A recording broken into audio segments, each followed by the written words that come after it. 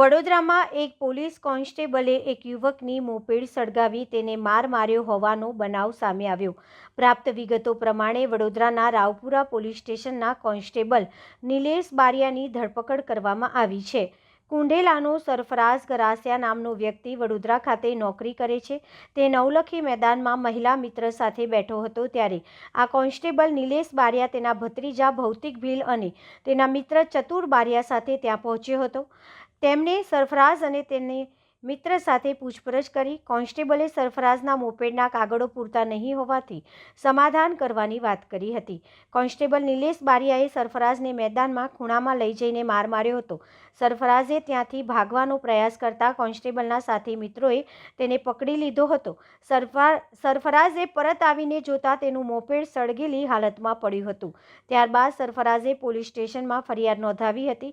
ફરિયાદના આધારે પોલીસે કોન્સ્ટેબલ સહિત 3 આરોપીઓની ધરપકડ કરી વધુની કાર્યવાહી હાથ ધરી છે। ગઈકાલે એના જે શેઠ હિરેન્દ્ર જૈન છે એ હતા નહીં, એટલે ઓફિસ જલ્દી બંધ કરીને એના શેઠે જે એક્ટિવા એને અવરજવર કરવા માટે આપેલું હતું તે એક્ટિવા લઈને નવલખીનું જે ગ્રાઉન્ડ છે, ઓપન ગ્રાઉન્ડ છે, હેલિપેડનું ગ્રાઉન્ડ, ત્યાં જઈને એના મહિલા મિત્ર જોડે એ વાતો કરવા માટે બેઠેલ હતો।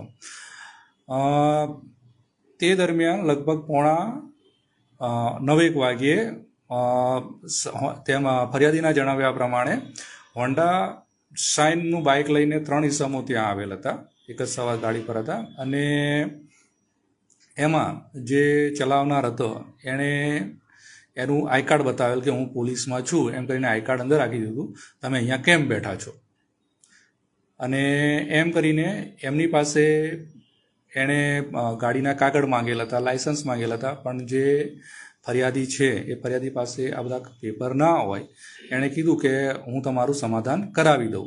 એમ કરીને આ જે પોલીસવાળાની જે ઓળખાણ આપેલી એ ભાઈએ આ બંનેને જે એક્ટિવા હતું એ એક્ટિવા પોતે ચલાવી લે છે, પાછળ છોકરાને બેસાડે છે અને પાછળ છોકરીને બેસાડી અને જે આપણું નવલખી ગ્રાઉન્ડ છે ત્યાં એક ક્રિકેટ સ્ટેડિયમ આવેલું છે તે તરફ લઈ જાય છે, અને એની સાથે બીજા 2 ઈસમો હતા એમને કીધું કે તમે જતા રહો, હું તમને બોલાવું પછી આવજો।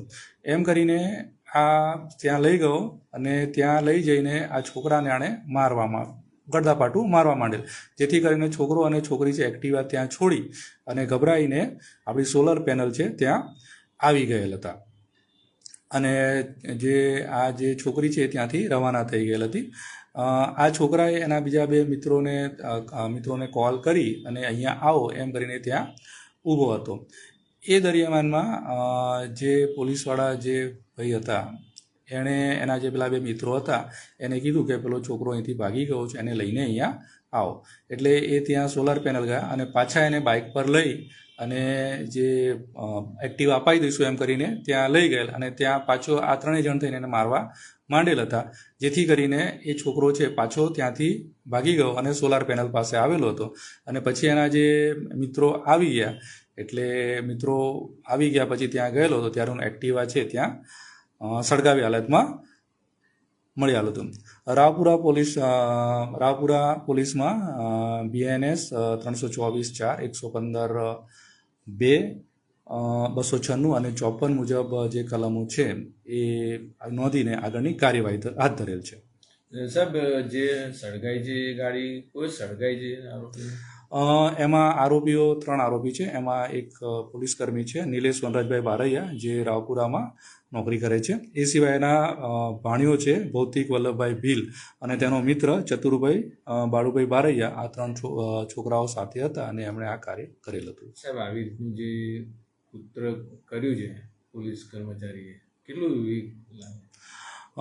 એઝ અ પોલીસ કર્મચારી આ ના શોભે એવું કાર્ય કરેલ છે કે પોતાનું જે ફરજ છે એ ફરજથી વિમુખ થઈને આણે કાર્ય કરેલ છે, જેને કરવું જોઈએ નહીં। આ જે BNSની 324/4 115 2 296 54 જે મુજબની કલમો છે એ કલમો મુજબ કેસ રજીસ્ટર કરી અને આગળની કાર્યવાહી અમે હાથ ધરવામાં આવે છે।